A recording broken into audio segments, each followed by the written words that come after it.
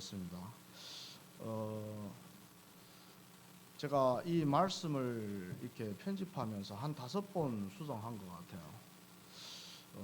계속 이렇게 볼 때마다 그러니까 하나님이 계속 이렇게 음성을 들려주시고 그럼 그때마다 계속 오늘 새벽까지 수정했습니다. 계속 수정하다 보니까.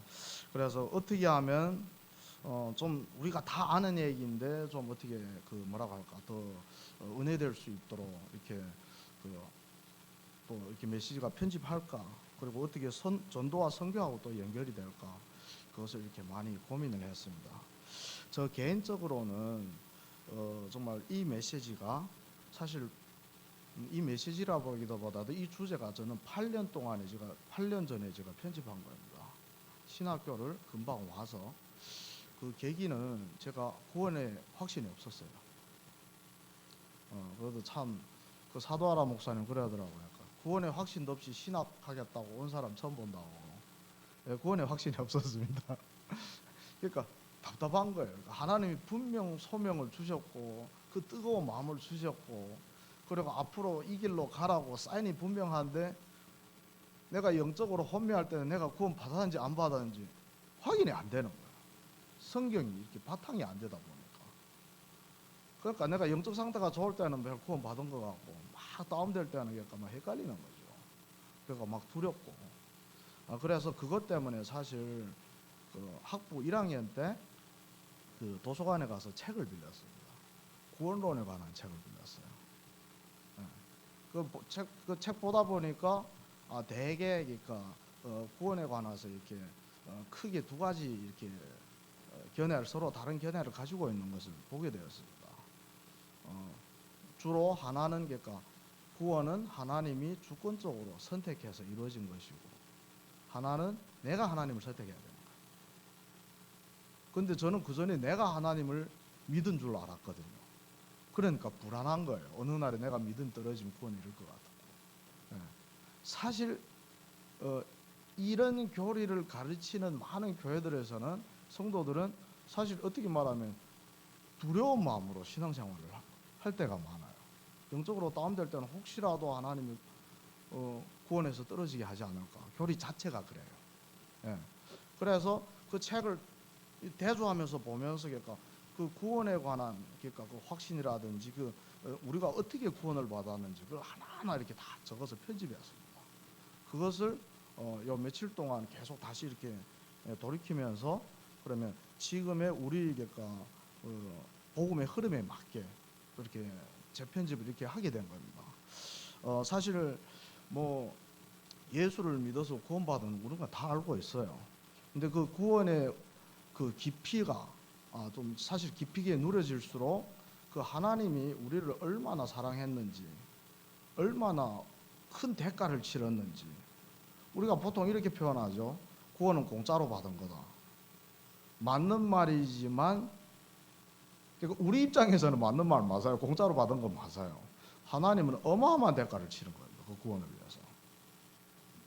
그래서 정말 우리가 이 구원을 깊이 알아갈수록 구원의 감사가 사실 제일 근본적인 감사거든요. 근데 구원의 감사가 약하면 지금 내 앞에 놓여 있는 그 문제를 해결해 주는 게 더 감사해요. 그럴 수밖에 없어요. 그러니까 근원적인 감사가 없으면 또 한 영혼을 볼 때 그 애통한 마음이 안 생깁니다. 나부터도 감사하지 않은데. 그러면 전도를 해도 힘들어요. 내 자신이 괴로워요. 의무적으로 해야 되니까. 전도를 해야 돼서 내가 전도사이기 때문에, 부교육자이기 때문에, 중직자이기 때문에. 그래서 전도를 하지. 진짜 그러니까 하지 말라고 해도 난 저 사람을 보면 막 그러니까 입을 안 벌리면 막 이렇게 답답한 마음이 이렇게 애통한 마음이 안 생긴단 말이에요. 그러니까 내가 먼저 하나님이 사랑을 깊이 이해할수록 그러니까 내 심령에 그 한 영혼을 향한 그 마음이 이렇게 생깁니다. 그래서 우리가 먼저 요 서론 부분에 인간이 얼마나 타락했는지, 하나님을 떠난 인간이 얼마나 타락했는지 우리 먼저 한번 알아보겠습니다. 왜 신학적 용어로 인간이 전적 타락이라고 합니다. 그러니까 완전히 부패했다는 얘기예요. 그러면 왜 전적으로 타락했을까요? 원죄로 인해서 타락한 거예요. 원죄로 인해서 하나님을 떠나게 되면서 인간이 영적으로 죽고, 그리고 완전 도덕도 함께 몽땅 전인적으로 타락한 거예요. 그래서 일단 원죄의 상태를 알아보겠습니다. 원죄의 상태는 하나님과 소통이 단절된 상태입니다. 영이 죽었으니까 소통할 수가 없어요. 안테나가 고장났는데 어떻게 신호를 접수할 수가 있겠습니까? 그래서 너희는 허물과 죄로 죽었던 너희를 살리셨도다. 육은 살아있는데 영이 죽었단 말이에요. 그러니까 하나님과 소통할 수가 없는 상태예요. 원죄의 상태는. 그리고 하나님의 의를 모르는 상태입니다. 로마서 10장 3절에 그러니까 하나님의 의를 모르고 자기의 의를 위해서 살아간다고 해요. 모든 것이 그러니까 나를 드러내기 위해서, 선행을 해도 나를 드러내기 위해서, 내가 인정받기 위해서 하는 거지 하나님의 의하고는 아무 상관도 없는 거예요. 하나님 나라와 전도 선교하고는 아무 상관도 없는 거예요. 이게 원죄 상태입니다. 그리고 세 번째, 복음에 전혀 반응할 수 없는 상태예요. 로마서 11장 8절 보면 그러니까 들어도 알아 못 듣고 들으려고도 안 한다고 해요. 왜 그런가 하면 하나님과 떠난 인간은 영적으로 하나님과 원수지간이 되었어요. 육신적인 인간은 하나님과 원수 사이가 되는 거예요. 그러니까 생명의 말씀을 들으면 오히려 신경질 나는 겁니다. 한번 실험해 보죠. 친한 불신자 있을지라도 불신자들이 모인 곳에 가서 다른 음악을 틀면 다 따라서 부를 때도 있고 듣기 싫어도 별로 반응 안 하는데 찬송가를 거기다 들어봐요. 불신자 모인 데 가서 난리 납니다. 사단이 발악하는 거예요. 그만큼 우리하고 하나님과의 원수지간 돼버려요. 하나님 떠나니까. 그러니까 영적으로 전혀 그러니까 복음을 말해도 알아듣지도 못하고 알아들으려고도 안 하고 신경질 나는 상태란 말이에요. 그게 원죄 상태예요. 그리고 원죄로 인한 영향을 볼게요. 모든 것이 나 중심이고 육신 중심이고 성공 중심이에요. 다 나야. 나의 의를 드러내기 위해서 하는 거고. 모든 것이 그러니까 그러니까 자선 사업을 해도 결국에 내가 인정받기 위해서 합니다. 물론 다른 사람한테 해는 안 끼치지만 내가 하는 모든 일이 하나님하고는 아무 상관도 없는 거예요. 그리고 본능적으로 나 중심으로 갈 수밖에 없고요. 왜 그러는가 하면 요한복음 8장 44절 보면 그러니까 너희 아비 마귀라고 하고 너희 아비가 행하는 대로 우리도 행한다고 하거든요. 그럼 사단이 하는 게 뭐예요? 모든 게 다 자기 욕심을 위해서 하고 거짓말하고 내 이익을 위해서는 죽이고 뺏고 그걸 그대로 닮은 거예요. 그래서 모든 것이 다 나를 위해 창세기 3장 6장 11장을 위한 것이고 또 원죄를 가지고 태어난 인간은 천성적으로 죄성을 가지고 태어나게 됩니다. 죄성이라는 것은 나를 위해서는 죄를 범할 수도 있는 그런 경향을 가지는 거예요. 뺏어도 되는 거예요. 속여도 되는 거예요. 나를 위해서는. 그러니까 하나님을 떠나고 사단의 소속이 돼버려서 사단의 가치관을 따라가다 보니까 죄성으로 인해서 도덕도 되게 부패해졌습니다. 그래서 그 마음 생각이 항상 악하다고 창세기 6장 5절에 나와요. 그리고 창세기 8장 21절 보면 사람이 마음이 어려서부터 악하다고 합니다. 우리 그러니까 이런 거 있잖아요. 애들한테 거짓말을 하라고 가르치는 부모가 어디 있습니까? 없어요.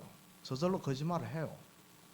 그리고 어릴 때 아직 도덕 이런 거 아직 좀 가르침 받지 못했을 때 저 옆에 있는 애기가 장난감 가지고 노는데 그게 마음에 들면 그냥 가서 뺏어요.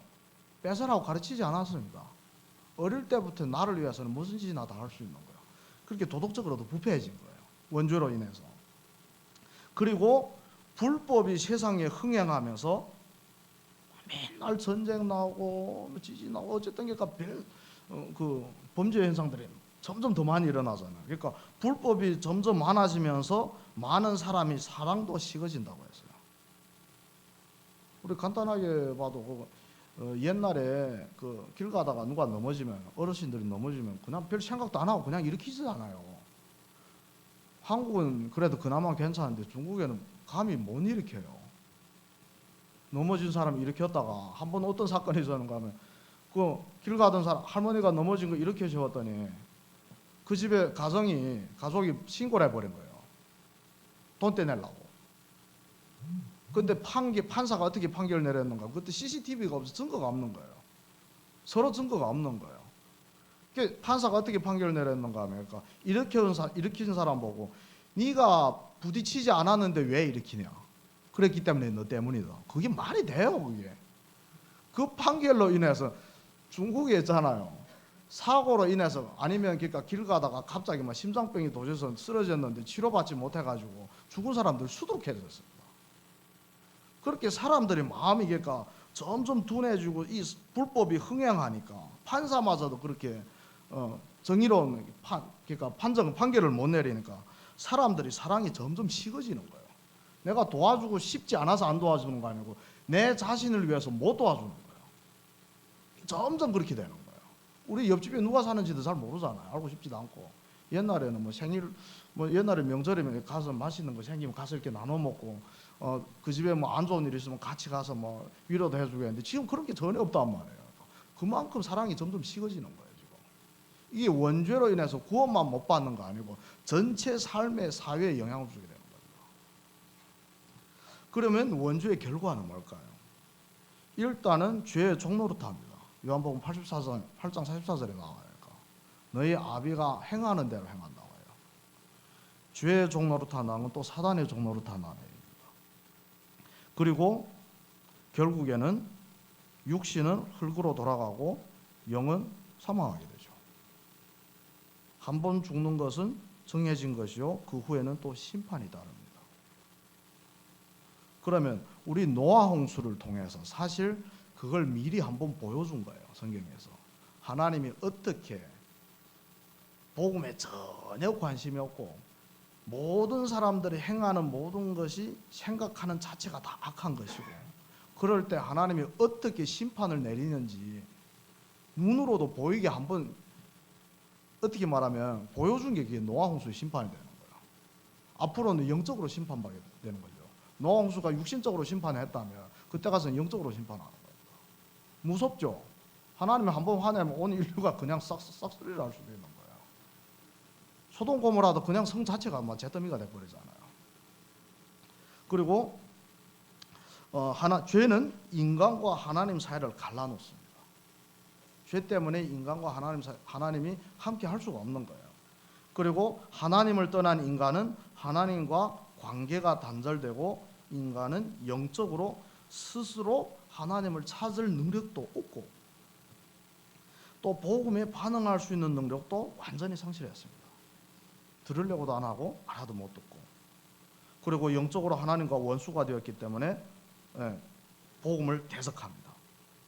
이것을 영적으로 전적 타락이라고 합니다. 완전 부패라고 합니다. 그래서 하나님 떠난 사람은 완전 부패했다, 완전 타락했다. 도덕적인 면도 말하겠지만 더 중요한 것은 영적으로 완전히 하나님과 완전히 상관이 없고 원수지간이 된 걸 얘기하는 거예요. 그래서 영적으로 이해하는 게 더 정확합니다. 그래서 인간이 하나님을 찾아갈 능력을 상실했기 때문에 하나님은 구원받을 자를 창세 전에 미리 선택해 주신 겁니다. 선택할 수밖에 없어요. 자기들로 못 가는데 어떻게 해요? 선택해야지. 그리고 하나님이 선택한 자는 반드시 그 하나님의 시간표에 그 사람한테 믿음을 주십니다. 예수 그리스도를 믿을 수 있는 믿음을 선물로 주시는 거예요. 내가 믿는 거 아니에요. 하나님의 믿음을 나한테 주시는 겁니다. 그럼 그 믿음을 가지고 복음을 영접하게 하시고 또 그 구원을 영원하게 보상해 주십니다. 하나님이. 그래서 하나님이 인간을 구원하는 동기는 아가페적 사랑 때문입니다. 조건이 없어요. 그리고 그 사랑을 내가 먼저 누리며 전달하는 것이 선도입니다. 우리 본론 한번 볼게요. 하나님은 전도 선교를 위해서 무조건적으로 우리를 선택해 줬습니다. 그냥 우리를 구원하는 데서 그치는 거 아니에요. 전도 선교를 위해서 우리를 선택한 거예요. 어떻게 말하면 먼저 선택한 거예요. 우리 성경 구절 볼게요. 나지도 않고 선과 악을 행하지도 않았을 때에 택하심을 따라 행위로 아니하고 하나님이 뜻대로 서게 하신다고 했습니다. 우리가 아직 태어나지도 않았는데, 우리 선도 행하지 않고 악도 행하지 않았는데 하나님이 우리를 선택함으로 말미암아 우리를 행위로 된 거 아니고 하나님의 뜻대로, 하나님의 뜻을 이루기 위해서 우리를 선택한 거예요. 그리고 두 번째 볼게요. 구원은 오직 긍휼히 여기시는 하나님으로 말미암고, 그러니까 구원은 하나님으로 온 것이고 하나님의 이름과 능력이 온 땅에 전파되게 하려 합니다. 아멘. 네. 전도 선교를 위해서 우리를 선택한 겁니다. 세 번째, 너무나도 잘 아는 것이죠. 우리 함께 외우기는 좀 어렵죠. 너희는 택하신 족속이요 왕 같은 제사장들이요 그의 소유가 된 백성이니 그의 하려 하심이라. 그러니까 우리는 하나님이 창세 전에 택하신 그 부류라, 그 얘기죠. 그리고 그냥 택한 데 그치지 않고 우리한테 왕권을 위임하고 우리를 제사장으로 삼고, 그리고 이 복음을 선포하는 선지자로 삼으신 것이죠. 그러니까 그리스도의 삼중직을 우리한테 다 주신 겁니다. 이 영적인 축복은 구약시대 누구도, 다윗도 이 세 가지 직분을 가지지 못했어요. 모세도 이 세 가지 직분을 겸하지 못했습니다. 그러니까 영적인 축복으로 봤을 때는 지금 예수 그리스도가 오신 이후에 살고 있는 하나님의 백성들은 그 어느 시대보다도 더 큰 영적인 축복을 가진 거예요. 그리고 그 모든 이유는 그 하나님이 축복을 주시고 응답을 주신 모든 게 결국엔 전도 때문이란 말이에요. 그리고 하나님이 주신 은혜는 불가항력적입니다. 그 구원을 우리가 거부할 수가 없어요. 그리고 그 구원을 영원히 보장해 드립니다. 우리 1번 볼게요. 창세전에 택하시고 우리로 사랑 안에서 거룩하고 흠이 없게 하시려고 기쁘신 뜻대로 예정하사 자기의 아들들이 되게 하셨으니. 창세전에 우리를 택했는데 그 목적이 우리를 사랑 안에서 거룩하게 하시고 흠이 없게 하시고, 또 하나님의 기쁘신 뜻대로 미리 예정하시고 우리를 하나님의 아들들이 되게 했다는 거예요. 이 모든 절차 속에서 우리하고 상의를 안 했습니다. 우리 동의를 거치고 선택한 거 아니에요. 네. 그리고 우리가 하나님이 예정하고 선택한 사람은 아니 난 구원받기 싫은데요 거부를 못해요. 하나님의 성령이 나한테 임할 때는 거부할 수가 없습니다. 그리고 미리 정하시고 부르시고 또 이롭다 하시고 그들을 영화롭게 하였느니라. 또 항상 감사할 것은 처음부터 너희를 택하사 진리를 믿음으로 구원을 받게 하심이니. 뭐라고 했죠? 뭘 감사하라고 했습니까? 항상 감사할 것은 우리를 택하고 구원을 받게 하신 구원의 은혜에 감사를 하라고 하는 거예요. 성경에서 이렇게 나오신 것입니다. 구원의 은혜에 항상 감사, 다른 거 말고. 그리고 영원한 구원의 약속을 우리 보겠습니다. 그러니까 하나님이 그 구원을 끝까지 지켜준다는 겁니다. 우리 의지와 노력과 상관없이 하나님은 그 구원을 끝까지 보상해 준다는 거예요. 그럼 성경 구절 볼게요. 아버지께서 내게 주시는 자는 다 내게로 올 것이요 결코 내쫓지 아니하리라. 그러니까 네가 말 잘 들으면 계속 있게 하고 말 안 들으면 쫓아내겠다 하는 거라서 결코 쫓아내지 않아요. 조건 없이 끝까지 지켜주겠다는 거예요. 내가 불신앙하고 예배도 잘 안 드리고 막 복음도 잘 안 듣고 막 혼미하고 그래도 내 자식으로 한 번 삼은 이상 끝까지 안 쫓아낸다는 얘기예요. 이건 하나님이 하는 약속입니다. 인간이 한 약속은 그게 안 지켜질 때 있지만 하나님이 하신 약속은 안 지켜진 적이 없거든요. 그리고 두 번째, 진실로 이르노니 믿는 자는 영생을 가졌나니. 이거는 과거형입니다. 가질 것이니가 아닙니다. 이미 가졌대요. 영생을 가졌는데 어떻게 구원을 이룰 수가 있습니까?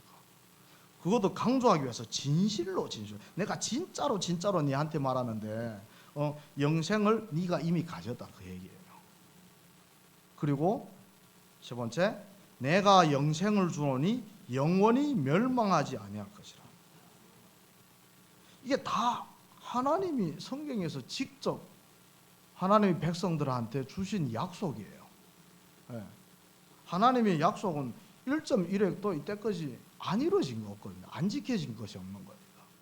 그러니까 내가 좀 불신앙한다고 해서, 내가 좀 예배 빠진다고 해서, 내가 좀 영적으로 혼미하고 또 영적 상태가 너무 안 좋아가지고 내 중심으로 가득 차가지고 뭐 거짓말도 하고 뭐 뺏기도 하고 죄도 짓고 그러니까 나 이러다가 지옥 가는 거 아니야?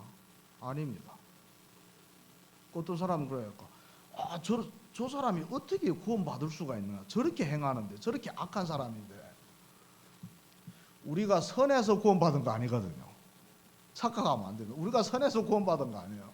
저 사람하고 비기니까 내가 좀 나은 것 같지. 예. 하나님은 우리를 사랑해서 또 주권적으로 선택한 것이지, 또 선택하고 하나님이 끝까지 거룩하게 하고 흠이 없게 한다고 약속을 했어요.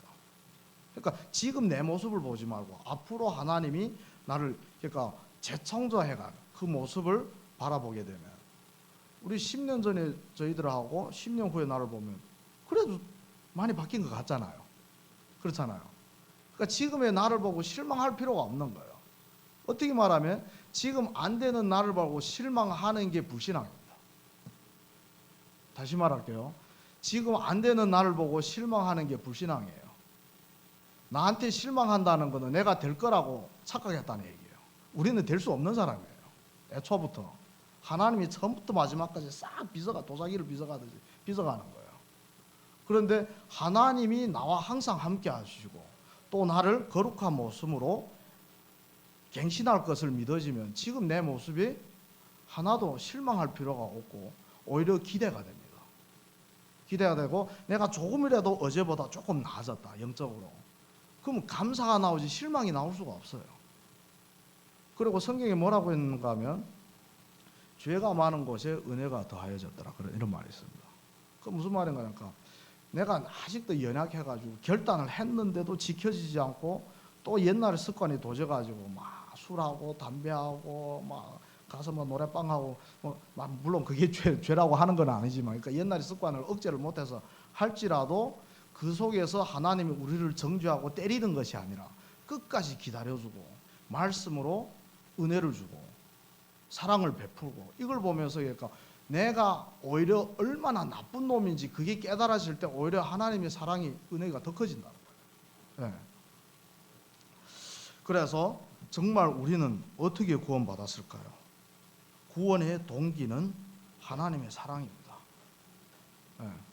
구원의 방법은 우리가 너무나도 잘 알고 있는 창세기 3장 문제를 그리스도께서 해결하시고 죄 문제, 사단 문제, 하나님 떠난 문제에서 해결하신 거 우리는 막 달달 외우죠. 그거는 구원의 방법이고, 그러면 하나님 왜 구원해 주셨을까? 구원의 동기가 사랑이라는 얘기예요.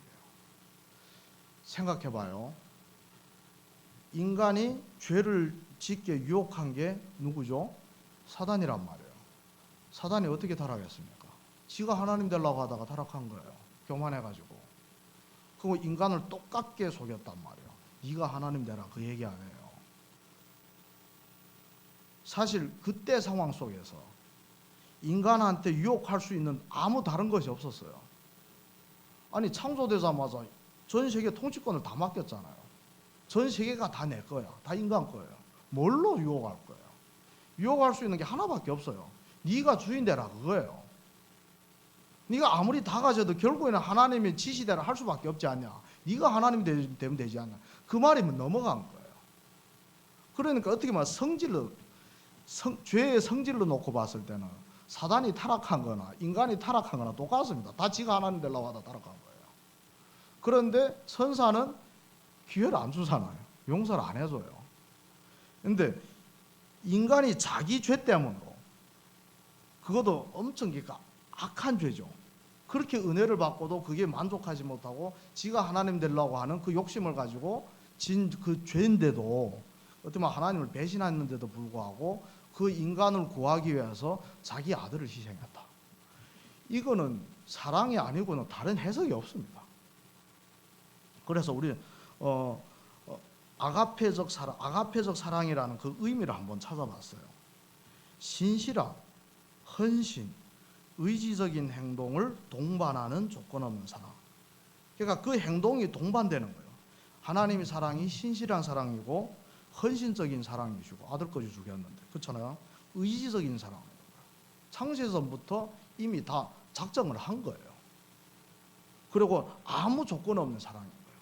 그래서 조건 없이 우리를 또 선택한 거죠. 조건 없이 우리 구원을 끝까지 지켜주는 거예요. 이게 하나님의 사랑이에요. 처음부터 마지막까지. 그래서 성경에 이사야 53장에 뭐라고 했죠? 하나님이 모든 형벌과 질고를 그리스도에게 담당시켰다고 했어요. 그 형벌과 질고를 원래 누가 담당해야 되죠? 내가 담당해야 돼요. 그걸. 그런데 그것을 죄 없는 그리스도한테 몽땅 뒤집어 씌웠다, 그 얘기예요. 하나님이. 그리고 7절에 나오지는 않았지만 7절에 보면 예수님은 순한 양같이 도살장에 끌려다니는데도 그러니까 말 한마디도 안 한 거예요. 불평 한마디 안 하는 거예요. 순순히 순종한 거예요. 그리고 우리가 아직 죄인 되었을 때, 그러니까 우리가 아직 죄인 되었을 때라는 건 하나님과 소통이 단절되고 하나님의 뜻에 반응할 수도 없고 하나님과 원수시간이 됐을 때에 그리스도께서 십자가의 죽으심으로 우리에 대한 자기의 사랑을 확증하셨다고 했어요. 우리 결론 볼게요. 그래서 이번 주에 도전할 응답이 뭐냐? 이번 주만큼이라도 구원의 감사를 항상 누리시길 바랍니다. 이 성경에 나왔잖아요. 항상 감사할 것은 구원에 대한 감사를 가지고 성경에서 그렇게 하나님이 그렇게 가르치셨어요. 그러니까 지금 그러니까 내가 계획을 세우고 내가 하고 싶은 거 응답해달라고 기도하고 그게 조금 되어지면 감사하고 박수치고 내가 아픈데 기도했더니 병이 나았다고 감사하고 그거 감사 말고 나한테 문제가 여전히 있고 여전히 갈등이 있고 여전히 위기 속에 있더라도 하나님은 나를 사랑하는 그 사랑 안에서 그게 하나도 문제가 안 되는 그 체험을 하기 바랍니다. 그래서 다윗이 그러잖아요. 내가 사망의 음침한 골짜기를 다닐지라도 두려워하지 않을 것을. 아니 사망의 음침한 골짜기를 다니는데 왜 두렵지 않죠? 주께서 나와 함께 하심이라. 이걸 누리면 다 끝나는 거예요. 문제 해결이 목표가 아닙니다. 문제가 해결이 안 돼도 상관이 없는 게 진짜 응답입니다. 위기가 와도 시달리지 않은 게 진짜 응답입니다. 그래서 그 응답을 누리려면 일단은 내가 구원에 대해서 감사가 전혀 없다. 그러면 그 상태가 될 수가 없어요. 내 영적 상태가.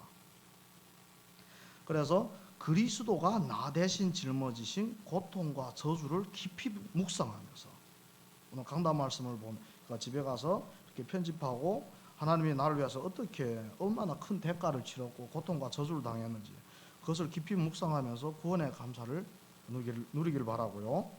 또 구원의 감사가 누려지면 금방도 얘기했다시피 모든 문제, 갈등, 위기를 초월하게 됩니다. 삼응답을 바꿀 수가 있어요. 삼응답으로 바꿀 수가 있는 거죠.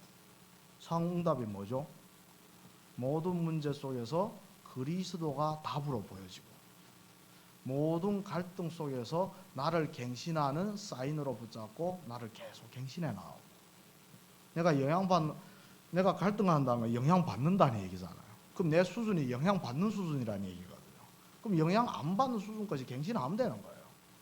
그리고 모든 위기 속에서 하나님이 이루어가시는 그 일을 하나님이 이루어가시는 것을 저희들이 체험하고 그 증인이 되는 거죠. 그게 삼응답입니다. 그리고 정말 저희들이 이 일의 증인이 되어서 또 주의 모든 영혼들을 또 위해서 애통한 마음으로 그들을 바라볼 수 있도록 그리고 그들을 위해서 기도하며 또 하나님의 전도의 문을 여시는 것을 또 직접 확인하고 또 현장의 전도 제자로 또 세워지는 한 주가 되길 기도합니다. 기도하겠습니다. 하나님 아버지 감사합니다. 한 주 동안 하나님의 사랑과 은혜를 깊이 묵상하며 이 사랑을 전달하는 한 주가 되어지게 하여 주시고 복음의 증인으로 서서 애통한 심령으로 러시아 선교를 위해 내 주의 한 명 한 명의 영혼을 위해 기도하게 하여 주옵소서. 주 예수 그리스도 이름으로 기도하옵나이다. 아멘.